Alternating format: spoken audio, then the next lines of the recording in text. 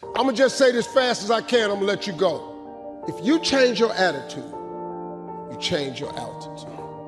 But you have to start living your life in expectation. You have got to start expecting great things to happen for you in order for it to happen. It is the law of attraction. It is real. It is nothing fake about it. If you live your life in expectations, that's what happens to you.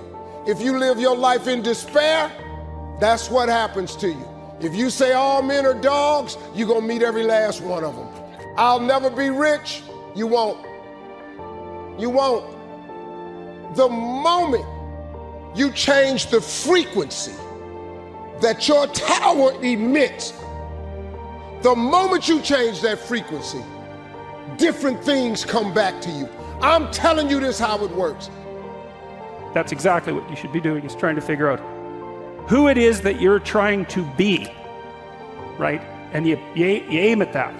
And then you use everything you learn as a means of building that person that you want to be. And I really mean want to be. I don't mean should be, even those things are going to overlap. And it's important to distinguish between those, because that's partly, and this is back down to the micro routine analysis. So if I was saying, well, you're going to try to make yourself more industrious. Okay, number one, specify your damn goals, because how are you going to hit something if you don't know what it is? That isn't going to happen. And often people won't specify their goals too, because they don't like to specify conditions for failure. So if you keep yourself all vague and foggy, which is real easy, because that's just a matter of not doing as well, then you don't know when you fail. And people might say, well, I really don't want to know when I fail, because that's painful. So I'll keep myself blind about when I fail. That's fine, except you'll fail all the time then. You just won't know it until you've failed so badly that you're done. And that can easily happen by the time you're 40. So I would recommend that you don't let that happen. I always tell people, don't wait to be rich. What is that richness? It's abundance, it's joy, it's happiness, it's contribution, it's getting out of yourself. Because as long as we're thinking about, oh my God, I lost something, or you did something, now I have less love, less respect, less money.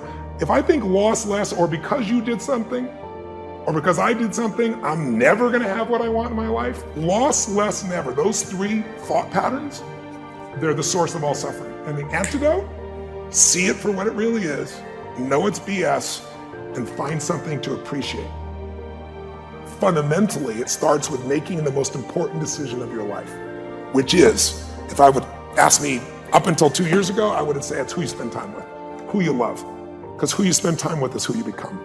I think it's still one of the most important decisions in life. But you can pick the right person and still do things in your head and make yourself miserable. So you really have to decide. The most important decision is, do I want to be happy? Will I commit to being happy? More important than happy. Sometimes you can be so happy you smile so much your face hurts, right? You need variety. Am I committed to living in a beautiful state even when it doesn't go my way?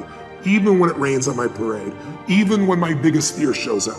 Because I can't control whether your husband or wife will live or die or get sick or leave you or get a divorce. I don't want any of that to happen to any human being. I hate suffering. I do anything I can to help people not suffer. But I can't control that. You can. There are people who've lost their arms, they've lost their sight. There have been people that have been through the most horrific experiences in life, and they found a way to still be happy because they've made the decision that life is too short to suffer. Most people, half of what they thought today is the same things they thought yesterday. About themselves, about their life, about their business. That's why most people's lives don't change very much. But if you wake up and you start realizing, I'm living in a home, an emotional home I don't want, you can change it. See, because everybody's got it. If you got $1 billion, check this out. If you had $1 billion, but the habitual emotions you go back to are frustrated and pissed off, then your life is called frustrated and pissed off. It doesn't matter how much money you have. Write this down, please. The quality of my life is the quality of my habitual emotions. The quality of my entire life is nothing but the quality of my habitual emotions. Whatever habits of emotion, wherever my emotional home is, I will find a way to get back there. And until I change that, I'm gonna have a problem. How many of you see people in some part of the world, in my country, for example, you'll see this in the middle of America where there's certain places that have cyclones all the time. Or maybe down in New Orleans or places where every few years you get a huge storm that wipes out everybody right on the coast there. But then 2 years later, it happens again. They rebuild, it happens again. How many have ever thought to yourself, why don't these people move? And why don't they move, guys? Because it's what they're conditioned. They call that home. I don't want to leave my home, it's what I know. It's easy to see when it's somebody else and it's physical. It's harder to see when it's yourself and it's emotional, because we have an emotional home.